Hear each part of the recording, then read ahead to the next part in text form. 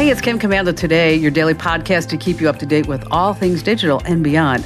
And I'd love to have you be a part of our podcast. You can make an appointment to speak with me.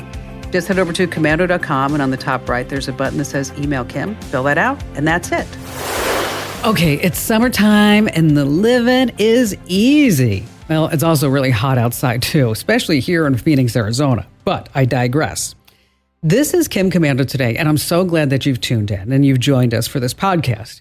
But we're letting the gang take some time off and relax and go hang out by the pool. But so this way we can come back next week, all three of us, refreshed and ready to go. So sit back, relax, and we put together some of the best excerpts ever of Kim Commando Today. We mixed them all up, so you're just going to love it. I swear. All right, let's start with some news, some tech developments to keep you in the know. And we're going to start seeing more sites, e-commerce sites that will have buy with Prime. I don't know if you've noticed this, but when you're out shopping around, you see buy with Prime. And so even though you're not on Amazon, you can use your Amazon Prime account in order to buy whatever you're doing. Now, the reason why I bring this up is the stats are astounding. As far as if you have your own website, you really need to start investigating how you can get buy with Prime on your particular website. So let me ask you a question. If 100 people go into a Target or Walmart, what do you think that percentage is of people who actually walk out with something? What do you think that is? Oh, my gosh. Is it a Target or a Walmart? Because I feel like those are different. 90? Yeah, somewhere in the high 90s. Maybe 20%. Whoa. What? 25%. Yes. Okay, maybe it's just me who... Yes. You're just like, I need to have every single thing that Target sells at this moment. Yeah. Or when you go to Costco and you want one thing. One thing. Okay. And then you have spent $150 and you don't know how. At least. Because, you needed that Vegemax blender at that particular moment. You needed that. Well, when anyone types in Amazon.com, if they're a Prime member, the stat is 74% of those people will buy something on Amazon. Wow. 13% for non-Prime numbers. Imagine if that was Macy's. I don't know the last time you've been in a Macy's, but those things are just going down the crapper. Okay. And I mean, if Macy's could get 75% of everybody to buy something, that would be amazing. So if you have a website, you need to put that buy with Prime on your checkout page, and Amazon's going to open up to everybody by the end of this month. Some big advantages if you are a Prime member, in case you see it and you're wondering if you should use it. You get free shipping, free returns, and one-click checkout. Makes it really super easy. Now, if you have Buy with Prime on your own website, the conversion rates will increase 25% on average. Wow. Oh. Wow. Makes sense. Could you imagine? I mean, that is really something. So what does Amazon get out of all this? Well, of course, they get the payment processing fees. But most importantly, what do they get? Come on, boys and girls, more data. Yeah. Yes. And then they also know what you're buying when you're not on Amazon. Which means we're going to have more Amazon branded stuff as they figure out what they don't have, right? And Amazon, they're always innovating. I don't know if you've heard this, but they have a new service where they can deliver custom-made suits in less than 48 hours. They're calling it Taylor Swift. Okay, speaking of clothing, notice this professional segue, right, Matt? Yeah. If you've ever been out walking around, you probably notice a ton of cameras, whether you're walking down the street downtown or you're just walking through a department store, maybe like Macy's, but probably not. You'll probably see a ton of cameras all over the place. And a lot of these cameras are using that facial recognition software to track who's coming and going, who's moving around and where they're going. And this is kind of creepy and kind of weird. And if you've been in the past, there's been other solutions you can have to this. Maybe you just stay home, or maybe you just go into nature, into the forest and just walk around there because there's so much to do. Or you could buy one of those really weird metallic hoods that cover you up, but it's not really it'll keep you away from the facial recognition, but you're going to stand out like a sore thumb. Well, there have been... Who's that weirdo with the hood on it? Exactly. Okay.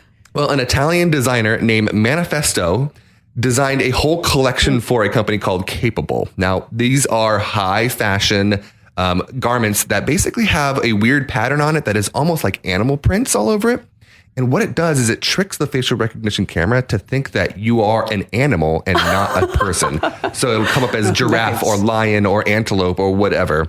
Oh my gosh. But they look like high fashion. They look like something that someone would walk down a runway at. But They are available. You can go on their website right now. Again, it's capable, but they are very, very expensive. So these are the cheapest one I can find on their website was $285 for a t-shirt.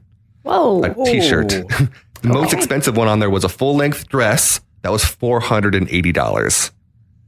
Well, the full-length dress, you might be an elephant. Right? Yeah, exactly. They're calling the technology adversarial patching. And again, what it does is it has these weird shapes on it. You'll have to check it out. They're like orange and yellow and green and brown, and it basically tricks the camera every time. But one of the things that these designers are trying to do is they're going to be coming out with new ones every year, because as they create them, the people that create the facial recognition technology try to beat it. And so it's just this back and forth of people trying to one up each other and trying to create more and more and more. Now, if you are interested in this facial recognition stuff, there is some stuff you can go over to commando.com and check out. There's two things you need to look for on there. You can find out how to remove your information from facial recognition websites, as well as to find out if the police department in your city is using the software to track people as well. So those are both over at commando.com. Yeah, that's really important stuff. What would they search for? What's the title of those articles? Both of those are going to be facial recognition, and it's the top two articles on the search. Perfect. Facial recognition. Yes. Good stuff, Matt. All right. Oh, bad news alley again. Really? I need like a little song or a sound effect, like maybe a womp womp. Nice womp. Time for Allie. Yes. Bummer. Here she is. But I tell you this stuff because I want to keep you safe. And this is a new scam that you need to watch out for. Fake parking tickets. These have been around in different iterations for a long time. But this time, the Better Business Bureau, they're getting lots of reports about people that are scammed into paying these tickets. People are out there using handheld printers to print up a ticket, put it on your car. Now, they usually contain a QR code that will take you to a website to pay. It is not going to be the official city or municipality website because it's fake. And so two bad things happen, right? One, you maybe pay a fine that you didn't actually owe, and then you give up a bunch of your personal information to who knows who. Oh, God. You know what? You're right, Allie. I mean, think about that, because they're going to want to know your name, your address, maybe your social security number. Oh, you just gave them a credit card. Yeah, a ton of stuff. Yes. In one case, the person says they parked in a garage. They paid at the front where you get the little ticket. They displayed it in their windshield, and then they came back and they had a ticket for $56 that said your ticket wasn't displayed. And this person went to the site to go pay it. And so that's the first red flag, right? That's how they try to get you. They try to tell you were doing something wrong. And if you're sure, no, I know I'm allowed to park here, or I know I already bought the ticket, that is a red flag. A few more words of wisdom. If you are traveling, so if you have out-of-state plates, you're more of a target because they assume that you don't know the local parking laws.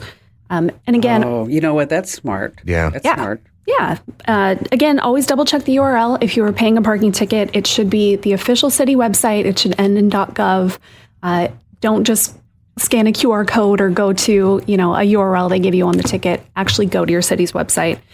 And if the ticket leads you to a PayPal, a Zelle, a Venmo, anything like that, crumple it up, throw it away. Don't pay that. And as a special treat today, I'm also Good News Allie. Oh. Yay! We need another set like angels. Okay, the good news, the Apple Watch just saved another life. So this time a 59-year-old woman from England, her watch gave her that alert that said there was something irregular with her heartbeat. So she went to the doctor, had to get a ton of tests, and found out she had a blockage in her heart, and she needed a pacemaker. At one point, she had actually flatlined for 19 seconds. Whoa. She could have, she could have died. So she said, this absolutely saved my life. So reminder, if you have a family history of heart problems, it might be a good piece of tech for you to invest in. Over on commando.com, we have a nice guide actually with all the different Apple Watches to tell you the best one for you. You don't have to buy the most expensive one. Even the cheaper ones do a lot of this stuff. So check it out. And that's under the shopping guides? Indeed. You got it. A while back I was in Little Italy, part of New York City. If you are unfamiliar with the area, but it is Little Italy. I mean, you actually feel like you are in somewhere in Rome. And I was just walking down the street, and this guy was getting a parking ticket. And this woman cop, she's in New York, she's just giving him the parking ticket, It just reminded me when you were talking about it. And he afterwards, I was watching this all happen. Afterwards, he thanked, he said, "Oh, grazie," to the cop, thank you for the parking ticket. And I looked at him, I said, boy, you're just like a really nice guy. I mean, the parking ticket, you're okay with that? And he goes, yeah, that's a fine. That's a fine. All right, I'm sorry about that. Actually, that was a true story, it was.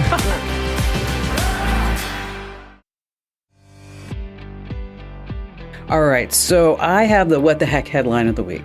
Okay, you ready? So ready. Indeed. Woman decides to divorce her husband because of ChatGPT. Oh. Okay. Okay. Now, for those of you who are unfamiliar with ChatGPT, it's from OpenAI, and it is totally going to kill Google. If you ever wondered, like, what would kill Google, this is it. Because instead of you typing in things that you're looking for and ending up with 10 different websites, is that this is AI. It will just go out and answer your question. So you can ask it anything. So Sarah, she works in the tech field, and she says, I don't know whether or not I should end my 5-year marriage. And I should preface this by saying Sarah has admitted that before she came to this decision, she signed up over at Illicit Encounters. Oh, gosh. Oh, no. Sarah. So Sarah, okay, that's a dating website for people who are married, in case you're wondering what Illicit Encounters is. She says that she was having constant bickering with her husband, and she either needed to fix the issues or get rid of her lover or end her marriage or whatever. She didn't know what to do. So she went to ChatGPT and said, if all this is going on, she explained it, what would be a fairy tale ending? What should I do? And she said the response left her shaking. Okay, this is her exact quote. I asked the app to write me a story based on my current situation and what to do in the story if the marriage is failing and the excitement that I'm having over this affair. Okay, the woman's she's been married 5 years. Okay, she's already having an affair. There's some big issues there. The Chat GPT told me I should put my happiness first and leave my husband, which is what she said that she did. Wow. Okay, so she asked AI what she should do, and she divorced her husband, and she moved in with her lover that she met on Illicit Encounters. So, that's going to last a really long time. That's a real nice story to tell over the we met on Illicit Encounters. It was beautiful. That's it. Meanwhile, I was thinking like the husband on his phone, he has an app that says, how did you get yourself into this mess? And things you need to do today in order to make sure that she's never around you ever again. By the way, this was in the New York Post. And the New York Post is carrying our columns and our articles. And so if you're over at newyorkpost.com/tech, you're going to start seeing our work from Commando.com. And by the way, the post that I was reading this, and the post right underneath it was that what we wrote about all the signs that you can tell if your partner's cheating on you, all the digital tracks. If they have an app on their phone called Illicit Affairs. Yeah. Good sign. You know what? We didn't say that. We didn't. No, we missed that. That big red flag. What was the other one? Madison? What was Ashley Madison? Yeah. Oh, yeah, Ashley Madison. That's another one. That's right. So I know what you're thinking. This she's not a cougar. She's a cheetah.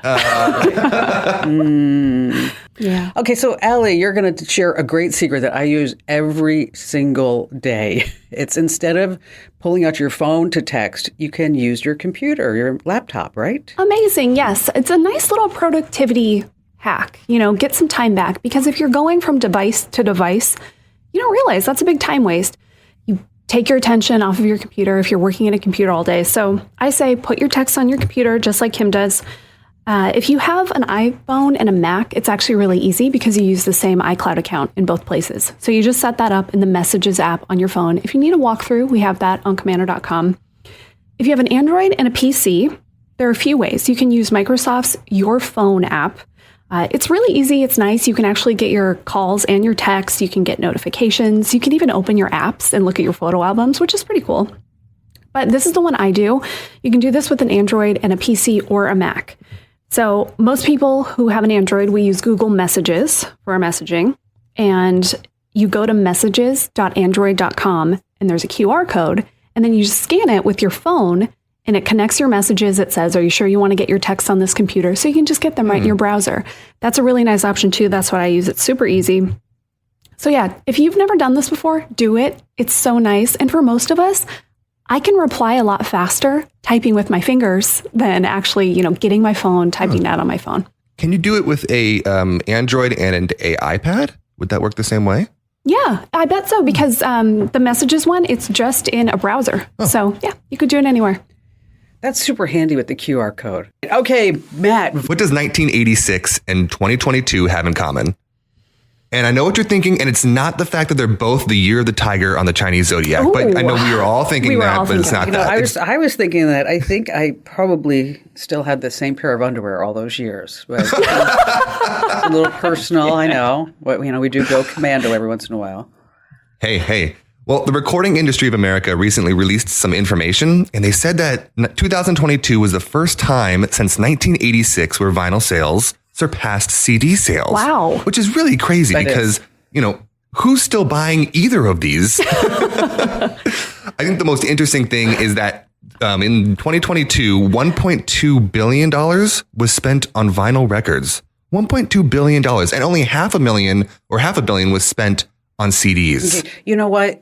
There's this whole resurgence. I mean, my son is a Gen Zer. Okay, so I went over his house and he's like, Mom, I got to show you what I bought. And I'm like, what? And I'm thinking like, piece of art or something like that he's into now, decorating his place.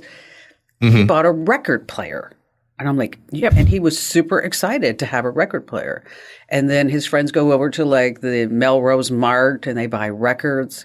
And and then I got in his car and normally it's like, Drake or somebody's playing.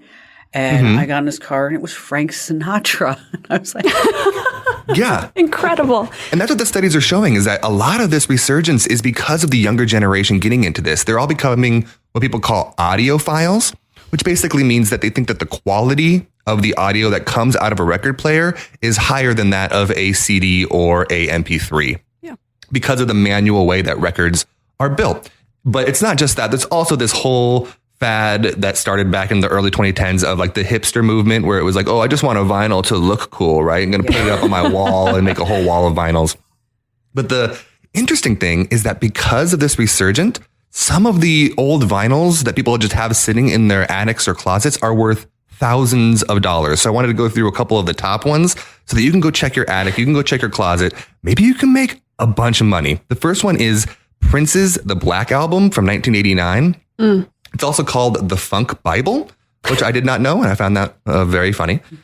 So there was, when it was first released, he started printing the vinyls, and then he got this weird feeling, and he said, stop printing, and they stopped printing them for 4 years. Oh. And when they reprinted them, they only did them in CDs. So those first 5,000 prints of the vinyl are worth a huge amount of money. One just sold in 2018 for $27,000. Oh, baby. Really? Just a normal vinyl. Yeah.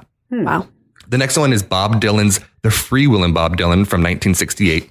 And this one's really, really fascinating. So there was a mistake made on the first 100 that were printed. And so the A side was on the B side and the B side was on the A side, right? These sell for $35,000 if you have one of those misprints. Yeah, you can check your attic and just start playing it. If it starts playing the wrong song, you know what? There you go. Well, see, but do you know who Bob Dylan is? Do you know what he sounded like? Yeah. Okay. So I know what Bob Dylan sounded like. Exactly. I was just gonna say, you have to it's flowing in the wind. The last one is, of course, the Beatles, the White Album from 1968. Now, this is all about the serial number. All vinyl records have serial numbers on them, and if yours starts with an A. And then there's 7 digits after that. And if you're in the first 100, these could be worth 10, 20, 30,000. Just last year, there was one that sold for $37,000. Wow. That's crazy. Vinyls. I mean, it's kind of like with cards, like the misprints. Those are the ones worth a lot of money. Yeah, where it's off by just a little bit or anything like that. Yeah. So I don't go check your attic. I don't have any of those. I can tell you right now, I have none of those. I remember years ago when I was in college, I asked my dad to pull his record collection down, and I literally went painstakingly through each one, looked it up on eBay to make sure that there wasn't thousands of dollars just sitting there in the attic. Nothing. Nothing. Well, otherwise he wouldn't be working with us, Sally. I would be What's going on? All right, we have to pay some bills. I know it's not fun, but we do. I mean, after all, how am I going to get my nails done? How are we going to pay for the website? How are we going to pay to even make this podcast? So bear with us as you hear just a few commercials, and then we'll be right back with Kim Komando Today.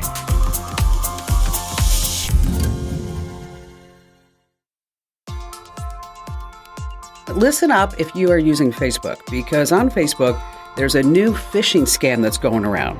And it's actually has to be from a pretty sick individual, but hackers, they have no qualms. So let's say you get a message from a Facebook buddy and it says, oh my gosh, look who died. Oh, like, oh, I wonder who died. Okay, because it's from a friend and it says, look who died. So you're like, oh, there's probably somebody I must know, and how sad and tragic this must be. Well, when you open the message, you're going to be asked to log into Facebook. And then when you log into Facebook, guess what? They're going to steal your Facebook credentials. Because it wasn't Facebook. Of course. It wasn't Facebook. And so if you do get scanned by this, what you need to do is report it to Facebook, of course, and change your password. See wherever your Facebook account could be logged into. And then, of course, the other thing you want to do is check email addresses. We've got stuff on how you can tell if your Facebook account has been scammed over on the website, of course. But the bottom line here is that if you get a message from a friend who says that somebody has died, what do we want you to do, everybody? Stop and think. Don't click that link. Okay, stop and think. Don't click that link. Which, by the way, if you think that that's a clever phrase that you're going to steal and use, I've already trademarked it. Okay, stop and think. Nice try. Don't click that link. All right. So, Matt, you have some apps for older folks, right? Yeah, absolutely. I know that technology can be a little bit daunting to people that maybe didn't grow up with it or didn't have it kind of when they were in their young years, but there's a lot of apps out there that are specifically targeted at helping seniors in their daily lives. And I wanted to share some of them with you. The first one's called MedSafe and MedReminder, excuse me. Basically what this app does is it allows you to get rid of those old boxes that people have in their bathrooms that have the Monday through Sunday little pill boxes that are color coordinated, whatever. And get that all digitally on your phone. So as we get older, we have to take more pills. It just kind of is the way that the world works. And so this allows you to keep track of all those things. So instead of having to pull this little plastic thing out of the cabinet, you can just open up your app and it'll tell you exactly which pills to take each day. You can also set this up with your doctor so that your doctor can track the amount of pills that you're taking each day so that none of the medicines are counteracting each other or having any negative consequences on you. So that one's really helpful, and it is free as well. The second one is called AARP Now. This is great. My parents use this all the time. Basically what it is if you know all those discounts that you can get at restaurants or stores or whatever, what have you, for being Free an older birthday cake at Denny's or something like that. Right? Exactly. Well, it's hard to remember all those things. And this app allows you to track and save all of those different discounts that you want. So if you want to spend an entire day going to Denny's, going to the pretzel store in the mall, going to, the department store down the street, Old Navy, you can get all those coupons and get all those dates and times that you can go right there on your phone. Super simple. The next one is called Smart BP, and I use this one too because it's just good for anybody, but it's especially good for older folks. Basically what it does is it allows you to track your blood pressure on this app to make sure that you're being safe with your heart. So you can take your blood pressure and then you can put it in and you can see if there's any deviation going on over a long period of time. Sometimes you might not be able to remember, I was 120 over 180 yesterday, then I was 124 over 94, right? But you can track all that over long periods of time. And then when you go see your doctor, you can say, here, doc, here's my entire blood pressure map from the last 2 months. What do you think's going on? And they can help you better that way. It's super helpful. The final one is another tracker app, just like you were just talking about, but this one's a good one. It's called Pacer. This one is a very simple step tracking app. And the best part about it is that you can compete with your other friends. Like Kim would be winning right now, I'm sure. But you can track your steps and then you can share it. You can become friends on the app and you can share it with your other friends and say, well, I did 1,800 this week. Well, I did 18,000 this week. So it's super helpful. Check that one out. It's called Pacer and it's also free. All the above apps are free. You can also check out the full list over on Komando.com. Just search apps for older folks or apps for seniors. Nice. Well, you know, the blood pressure, what's really great is that if you have a smart blood pressure. Yeah. And so Things makes that. And so you just slap it on, and then it automatically keeps track of your blood pressure. It's like, that's really just a fabulous thing if you're having, trouble keeping that blood pressure where it should exactly be. Mm-hmm. All right. Great list, Matt. Thanks. Awesome. Okay. Allie, you're going to make our life easier, right? I sure am, because I think every single day I'm annoyed at my computer for some reason or another. And I imagine that's all of us. Right? So I'm feeling in a problem-solving mood, so we're going to do a little problem solution. I've got 3 of them, and bonus, we have even more over at Commando.com. So if you search computer problems, you will find these. Problem. You have so much stuff open, your screen is really cluttered, you can't find anything, and you're just feeling that, like, too many tabs open in my brain. What do I do? That'd be me, yeah. Yes. This is a Windows tip. There is a Mac version that we'll have over on the website, but on a Windows computer, you hover your mouse over the title bar of a program, you hold down, and you give a little shake. Just wiggle your mouse back and forth, and then everything else is minimized. So that window is all that you have to think about. Cool. That is great. It's amazing. I use this probably every day that I'm working, honestly. And then to get everything back, you just wiggle that same window again. It's so nice. That's super cool. Oh, yeah. That's great. The problem. Oh, we all know the pain of this one. You accidentally closed a tab that you needed. And I hate that. I do too. And it's a pain to go back through the menu and click the history and find it. You don't have to do that. There's a keyboard shortcut. Again, I don't expect you to remember this if you've never done it before. We've got it on the website. But on a PC, you're going to do Control-Shift-T, T for tab. And on a Mac, Command-Shift-T. Yes. You know what? That is I use that one a lot. I do too. I do too. Yes. Okay. Yeah. Finally, you are too lazy to lock your computer when you walk away, but you have heard us say over and over and over again, if you're in public, if you're maybe around somebody a little nosy, maybe you do a job where, you shouldn't really be showing other people's information to everyone in the world, lock your computer. Again, keyboard shortcut makes it really easy, so you don't have to go through the menus. This one is super easy. On a PC, Windows L locks your computer. It takes 2 seconds. Yeah. Just do it. On a Mac, a little more. Control-Command-Q.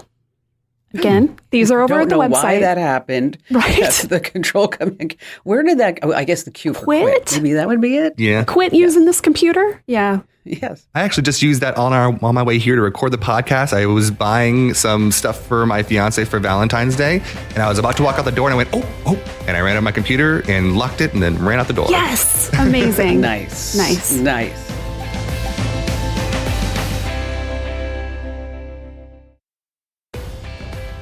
All right. So, Allie, you've gone through various ways to make money, but so far, the one that has resonated the most with our audience is the one where you can take pictures of your feet, okay, and then get paid for that. Okay, I got an email the other day. I wish I had it in front of me, or else I would mention the doctor's name, but she's a podiatrist. Ooh. And she said that she was talking to one of the lab techs about, she was listening to the podcast about, foot fetishes, I guess. Mm-hmm. Sure. And as you do at work. Yes. And the lab tech said she knew somebody, honest to God, who made $400,000 last year. $400,000 last year. With her feet? With her feet. Okay. So I'm going to get a pedicure today at 5:00. I'm just letting you know. Commando.com/feet. That's right. Come visit us. So what's another way we can make money? Okay. Sadly, we don't all have a Gunther in our lives, right? An animal that has his own millions. We're all dog people, though. We all have our beloved pets. So I knew this one would be fun to talk about. PetSmart is looking for, this is so cute, a chief toy tester. Oof. Oh, they're hiring 1 dog and 1 cat, and the pay is pretty darn good at $10,000 a year. Wow. Oh, this does come with a lot of work for the human, but you have to have a pet who's willing to do it. I wish I could show you the press release for this because it's kind of written like a regular job posting. It is so cute. Yes. The best parts, though, the position, chief toy testers. They will participate in product unboxings. Okay. They have to attend events. They have to ensure new toys and treats are assessed with the utmost consideration. And of course, the humans have to post all this stuff to social media. The ideal candidates possess A nose for sniffing out the tastiest treats, of course. Paws for product toy play. A perfect tail wag or wave when they have to go to VIP, that is very important, pet events. Mm-hmm. If you think your dog or your cat is up for the job, if they are adorable and social and would do a good job, you have until February 17th to apply. You have to submit a 10 to 30 second video showing them off, and you have to write a review of your pet's favorite toy. The site to send all this in is anythingforpets.com. Oh, that is anythingforpets.com. That is very cute. Sounds like a lot of work, though. I mean, for $10,000 a year, seriously. I mean, yeah. I mean, attend events and do all. Although maybe this is like the launch pad for something bigger. You know, if you wanted to become a self-made Gunther. Yeah, I was going to say the next Gunther. Yeah, like a startup pet. Yes, exactly. All right. So, wow. Okay, Matt, it's got a big job ahead of you, right? Let's do this. And so on a scale of 1 to 10, let's just say right now, what do you think this joke is? I think it's a 7.2. It's pretty good. Ooh. It'll give you a little chuckle at the end. It's not what you're expecting because it's not one of my little short dad jokes. This is a long joke, and it's pretty good. It got me the first time I read it. Okay. So guy's car breaks down on a rural road. There's no cell reception, but there's a farmhouse in sight. So he walks over there and rings the doorbell. Nobody answers, but he hears some noise over the other side of the house. So he goes to see if there's... Is this the murder thing again? No, this is not the murder thing. Oh, okay. He shot his wife. So he goes to see if anyone's there who could let him use the phone. Sure enough, the farmer is there next to a pen of 3 pigs in it. Picking one of the pigs up, he says, "Excuse me." He begins, but the farmer says, "Oh, hold on just a second. I have to feed the pigs. I'll be with you in just a second." So the guy waits and watches as the farmer carries the pig over to a nearby apple tree with a ladder propped up against it. Up the ladder goes the farmer, still carrying the pig, till he reaches an apple above. He holds the pig up and it chomps down on one of the apples, and down the ladder he goes, puts down the pig. He said, so the guy goes, "Excuse me." He goes, "Just a minute. I got to feed the rest of the pigs." So he grabs the second pig, climbs up the ladder all the way to the top, and sticks out the pig. The pig reaches out, grabs an apple, goes right back down. He says, "Sir, he says, 1 more second. Grabs the third pig, goes up the ladder, feeds the pig, brings it down.